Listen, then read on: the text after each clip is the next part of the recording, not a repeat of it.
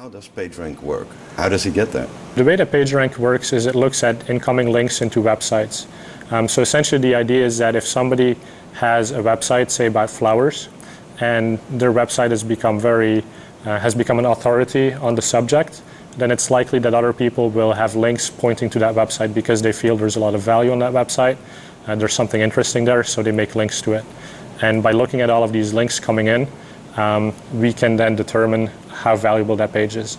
Now what we also do is we look at where did these links come from. For example, if somebody had a link from the NewYorkTimes.com to a website, then we understand that the New York Times is more respectable than maybe my personal website.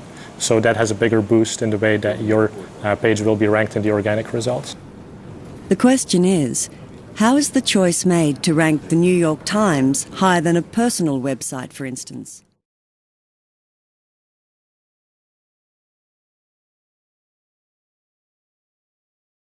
There are mechanisms that we and others use to try to assess which information is thought to be the most relevant. After all, the party who's doing the search wants information which is most relevant to the specific terms that have been used in the search query. Relevance in our world, in part, is conferred by knowing how many websites are pointing to a particular place. The more that point to a place with a hyperlink, the more likely it is that that must be important information.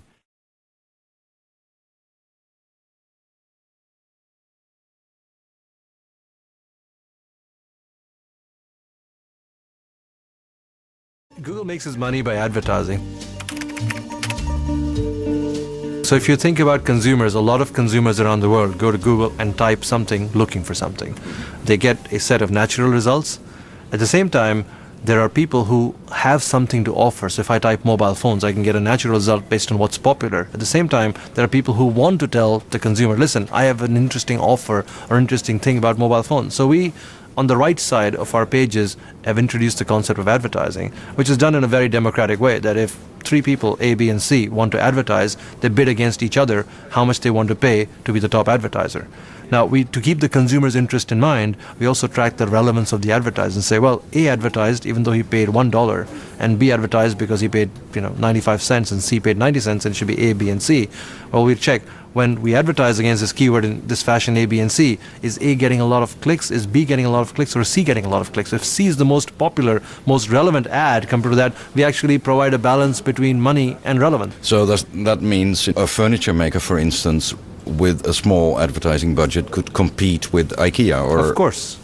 You can. If you believe you have a much better compelling proposition than somebody else, you can compete on a particular keyword by keyword basis. You don't have to buy the entire 30 seconds between the Super Bowl or the World Cup to be able to compete.